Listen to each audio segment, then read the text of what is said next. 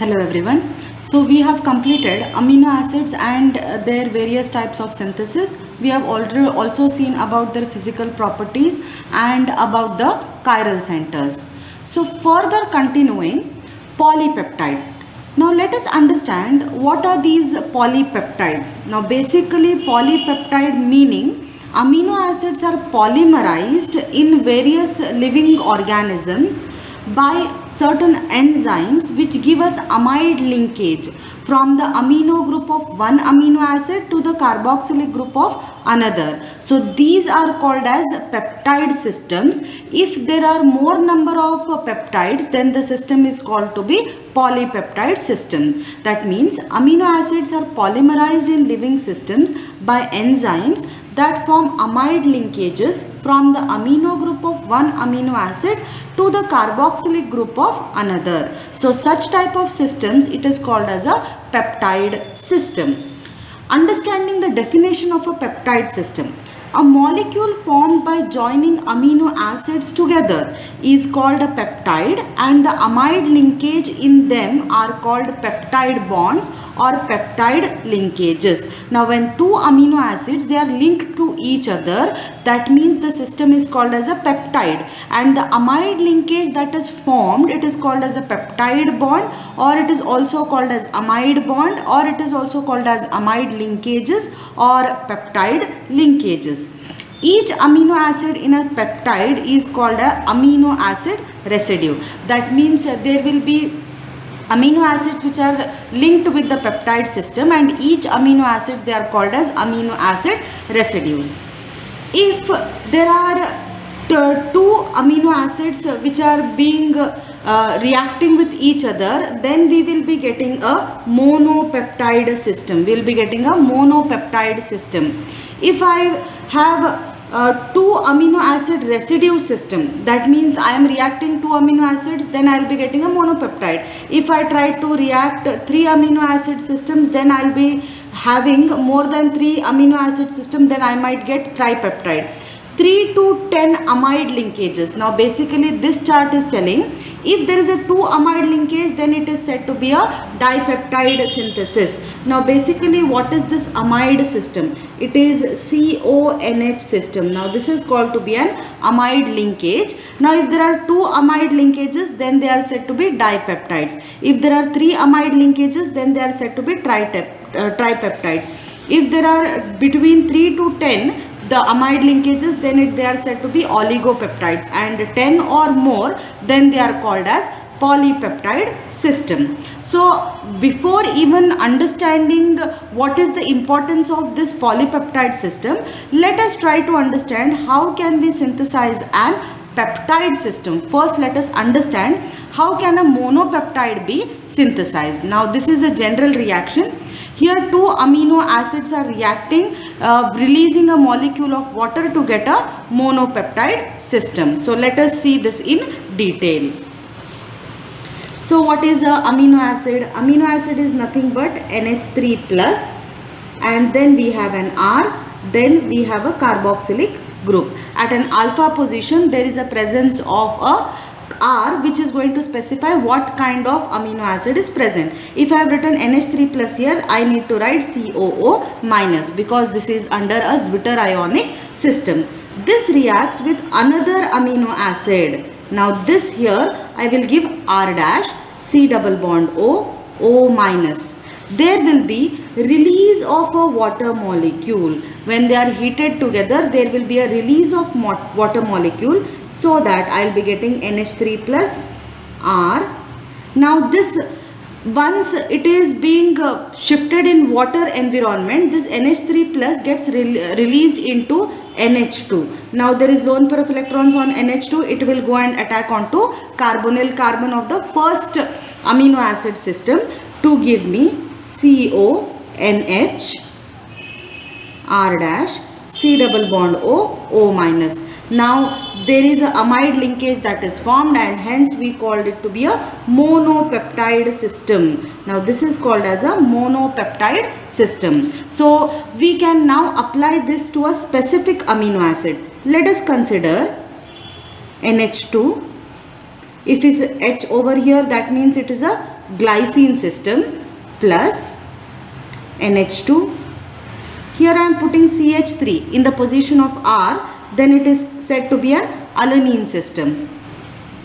Once we just remove a molecule of water, then lone pair of electrons of this alanine system will attack onto the carbonyl carbon of the glycine system to get NH2, H, CO, NH, CH3, COO, OH. Now this is CONH, CH3, COH. Now we are getting a monopeptide again. Now this system is called as monopeptide. Now what has happened over here is I have lost a proton from this NH2 system and I have lost OH from here, so that we will be getting a monopeptide system. This is how we can synthesize monopeptide synthesis.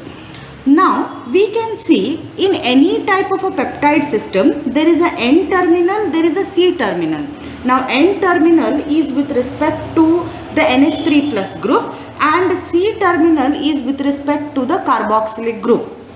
N terminal means the free NH3 plus group and C terminal means the free carboxylic system. Hence this terminal is called as N terminal and this terminal is called as C terminal.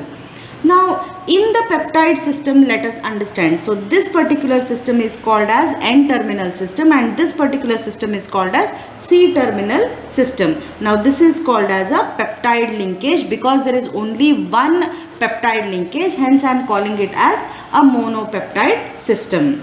Now conventionally the NH2 group is written on the left hand side and the carboxylic group is written on the right hand side. This is by the convention that mostly the N terminal is written on the left hand side and the carboxylic group is written on the right hand side. So how do we name this kind of a peptide system? So what were the amino acids that I made use of here? It was glycine and alanine. Now look at what is on my left hand side, that is my N terminal. On the N terminal the amino acid residue is glycine. On the C terminal the amino acid residue is alanine. So the peptide that I will be naming is glycylalanine. Now I will be converting this glycine into glycyl because glycine is my N terminal system and alanine is C terminal system. So that is how we give the nomenclature as glycylalanine system. Now if at all I want to do something else, now I want to make alanine as my N terminal and glycine as my C terminal. So how I will be doing? I will be taking NH2, CH3, there is a carboxylic group plus NH2, H, C double bond O, OH. Now what is this? It is an alanine system. This is a glycine system. Lone pair of electrons will attack onto the carbonyl carbon so that I will be losing a molecule of water. In turn, I will be getting NH2, CH3, CO, NH, H, C double bond O, OH. Now look at the residue at the left hand side. Now look at the residue at the left hand side. The left hand side residue is said to be alanine residue and that is the N terminal residue, and the C terminal residue is said to be glycine residue. So how to name this monopeptide now? It will be allyl glycine, or it will be alaninyl glycine system. It will be alaninyl glycine system. It cannot be allyl glycine. It has to be alaninyl glycine system. This is because on the left hand side is my residue, which is my N terminal. So I have to convert it into alaninyl glycine system. This is how the peptides are given their respective nomenclature. So glycylalanine or alaninyl glycine, dependent on what is the amino acid residue on the left hand side or what is my N terminal amino acid residue. The next concept is to understand the strategy of peptide bond synthesis, N protection and C activation. So let us first understand why we have to strategize this particular system. Amino acids have got two functional groups. We already know that there are two functional groups, that is NH2 and carboxylic system. A problem arises when attempts to make a particular peptide bond. That means I want to particularly make glycyl alanine, or I want to make particularly kind of alanyl glycyl. If there is a particular peptide bond that I want to synthesize, I cannot synthesize this. Now, because let us now consider I want to synthesize the dipeptide of glycine and alanine. Now, either I will be getting glycyl as my N terminal or alanine as my N terminal. Either I can react two glycines together and two alanines together. So there will be totally mixture of 4 products. So I will not be able to get what exactly I want to achieve. Let us understand why is this problem. So let us start doing this particular system. So what is my target? My target is to synthesize glycyl alanine. So if I want to synthesize this targeted molecule, on my N-terminal system, I want the glycine amino acid residue, and my C-terminal system, I want the alanine amino acid residue. But can we achieve this? Let us see.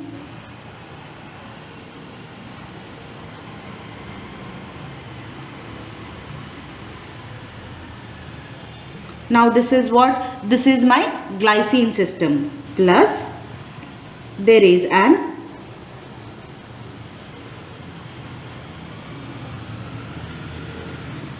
alanine system. Now if at all I want to control this particular reaction, I cannot control it because I cannot do a particular molecule to molecule reaction. So there will be various overlapping of the reaction. So in this particular order, I will be getting 4 different products.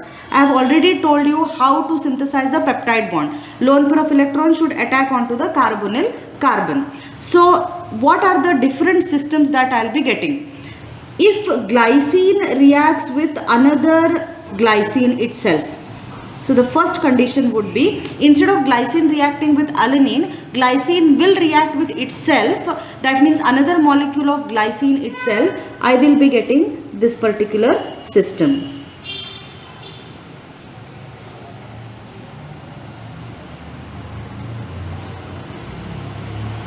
So what is this? This is a glycyl glycine system. What has happened over here is glycine has reacted with another molecule of glycine itself, so that I am getting a glycyl glycine. Can it not happen that I will be able to get an alanynyl alanine also? Because if one molecule of alanine reacts with another molecule of alanine, I will be getting this particular product.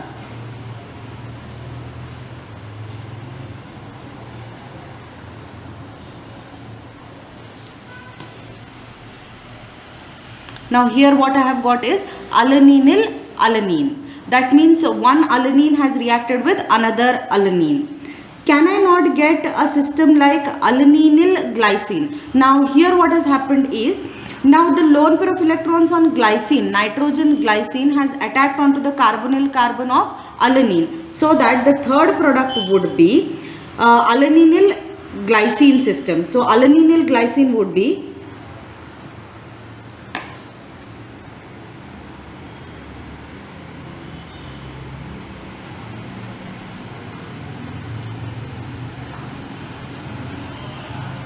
So my N terminal is alanine system here and C terminal is glycine system.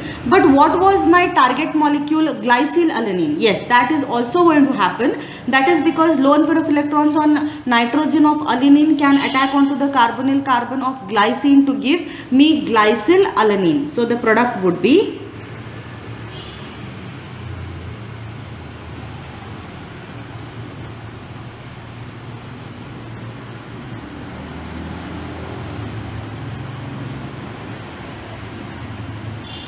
this. Now what has happened over here is, lone pair of electron on the alanine has attacked onto the glycine system. So that I will be getting CONH, CH3, C double bond O, OH. So what I have got here? I have got my target molecule, which is my glycyl alanine. But along with my target molecule, I am getting 1, 2, 3. So I am getting extra products. So if I just want to synthesize a monopeptide also, I will be facing a problem of getting 4 different type of products, that is 4 mixture of products. So how can I avoid this particular system? That is what we are going to strategize in terms of synthesizing a peptide system. So before even understanding why we have to strategize, this is the major problem that we are going to face. So hence, to avoid this major problem, the strategy should be followed.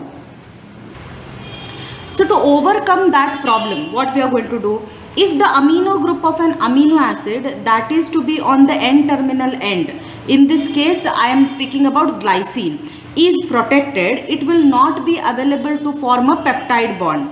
If the carboxylic group of the same amino acid is activated before the second amino acid is added, the amino group of the added amino acid, in this case alanine, will react with the activated carboxylic group of glycine in preference to reacting with a non-activated carboxylic group of another molecule. So what we can do to avoid the previous problem is, taking glycine, we can protect the N-terminal so that it does not react. So how can we protect the N-terminal? By not allowing the lone pair of electrons to be free. If there is no lone pair of electrons, then there is no question of this particular lone pair of electrons going and attacking on the other carbonyl carbon. The second is, if I can activate the glycine system, glycine carbonyl system, I can easily add the other alanine system, so that these lone pair of electrons on the alanine system will only attack onto the carbonyl carbon and they will not go and attack onto the second alanine molecule. Instead, they will just go to this activated carbonyl carbon of the glycine system, and hence only one particular peptide system could be formed. So how can we overcome this problem is by protecting the N-terminal of glycine system and by activating the carbonyl carbon of the glycine system itself, so that when the next amino acid like alanine is being added, the lone pair of electron will only go and attack onto the carbonyl carbon side which is already activated and not onto the second molecule of alanine. So this is how we are going to strategize this particular peptide synthesis. So what to do a protection of amino groups? The reagent most often used to protect the amino group of an amino acid is ditertiary butyl dicarbonate. Now this particular reagent, we call it as T-debox system. It is advantageous because it can be deprotected easily when the need of the protection is over. Now this concept is very important to understand as to why we protect or deprotect. The reagent that we are making use to do the protection of amino group is T-box system. The short form is called as T-box and the long form is ditertiary butyl dicarbonate. Now here we can see this is the structure of ditertiary butyl. Ditertiary butyl. There is a tertiary group and hence 1, 2, 3, 4 carbon. It is a ditertiary butyl. It is a dicarbonate. That means a dicarbonate system is present. In short, we call this as a T-box system. This can be easily used as a protective reagent for the N-terminal system. Now how can we, after the work is over, I need to remove this residue. So how can we remove that? By simply adding trifluoroacetic acid and washing in the presence of DCM, it can be removed. Now this will not break any covalent bond. The protecting group is removed by elimination reaction. So this is how ditertiary butyl dicarbonate can be removed after the work is done by simple reacting it with trifluoroacetic acid and washing in the presence of DCM. So what happens over there is, after the deprotection, there is a formation of a isobutylene and carbon dioxide. Isobutylene and carbon dioxide both are gases. They will just escape out, driving the reaction to completion. So that is how the deprotection is done. Let us now understand how this particular protection and deprotection can be done. Now this is my ditertiary butyl dicarbonate system. This will react with the glycine. Now this is the system of NH2 that I want to do a protection. Now there is already a lone pair of electron onto the nitrogen which will go and attack onto the carbonyl carbon, so that I will be getting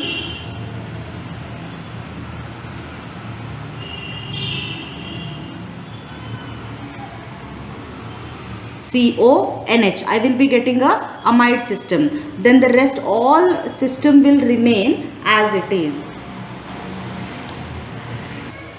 So the other system will remain as it is. CO, CH3, CH3, CH3. Now this glycine residue will remain over here. Now what we have done is lone pair of electrons onto the carbonyl carbon will now attack onto the carbonyl lone pair of electron of nitrogen, I am very sorry, lone pair of electron of nitrogen will attack onto the carbonyl carbon of this T-box system.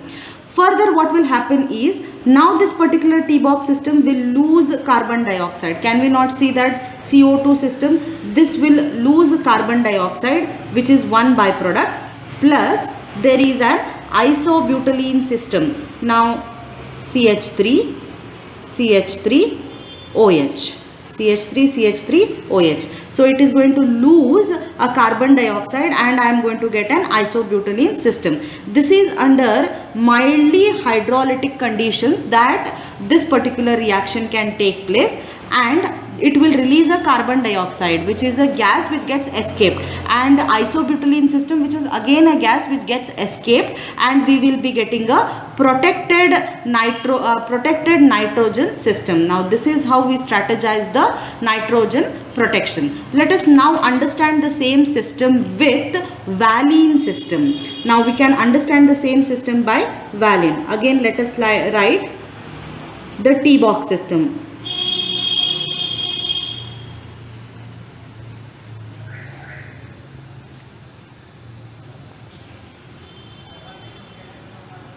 This is a T-box system.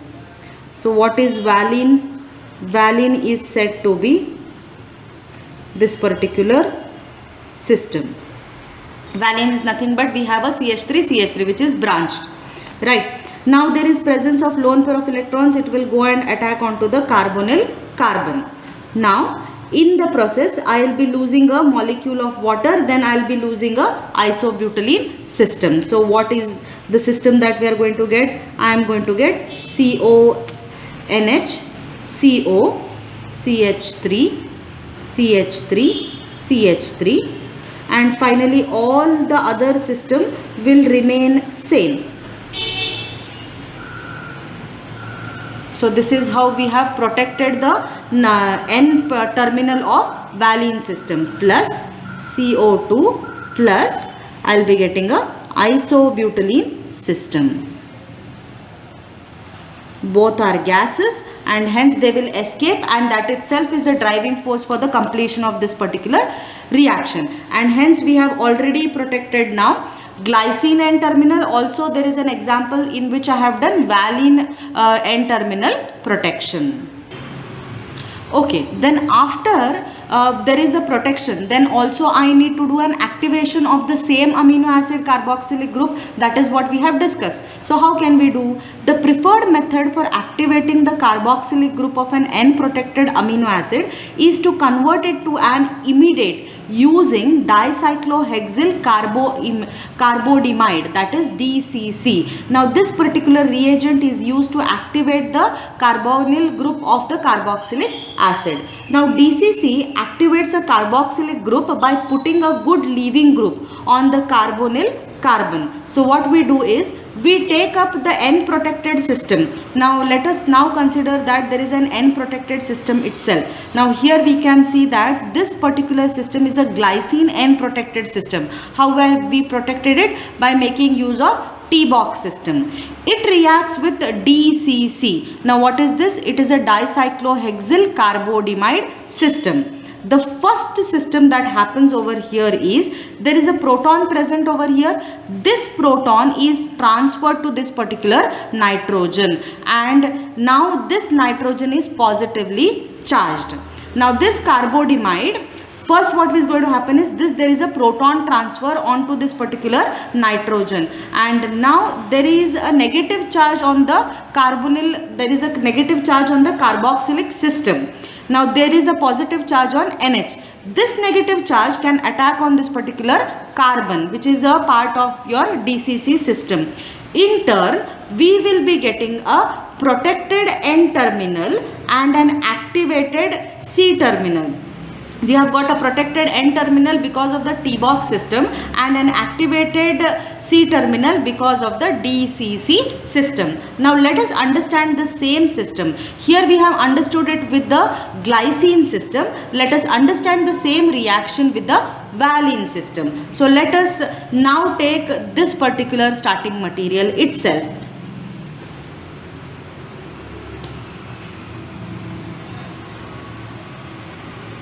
So how did we synthesize this? We have done a CH3, CH3, CH3. Now what exactly has happened over here is we have protected the nitrogen, right? Now just reversing this particular system, let us write in this fashion so that my carboxylic group is more nearer now. COOOH. Now I have to write the reverse of this. So I am writing my carboxylic group on towards more nearer side. I am just reversing the system. I am not doing anything new over here. Rather, I am just writing a carboxylic system onto my right hand side. Upon writing the carboxylic system on the right hand side, the system that I will be getting is, so this is the system I am going to get. I am just reverse the system and I have written it. Now I am just written a carbonyl system, carboxylic system onto my right hand side, and there is already a protected N terminal. This will react with DCC.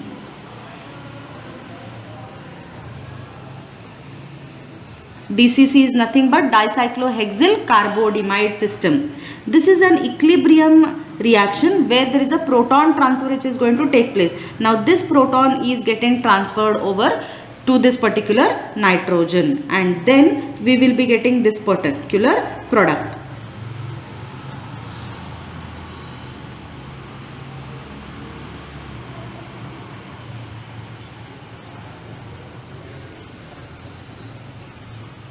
Now after this proton transfer, this nitrogen is now positively charged. After this proton transfer, the product that is left over is CH3, C, CH3, O, CO, NH,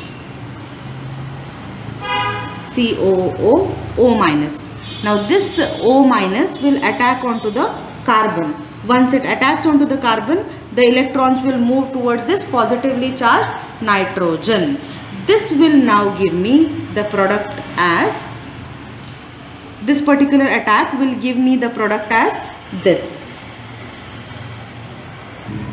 Now I have written the N-terminal system in short as TBOC. TBOC nothing but your ditertiary butyl dicarbonate system. Once this is written in a very short form, I can easily now understand this particular process. So what is my first process that is happening? There is a proton transfer. Now this particular proton will get transferred to this nitrogen, giving me this product.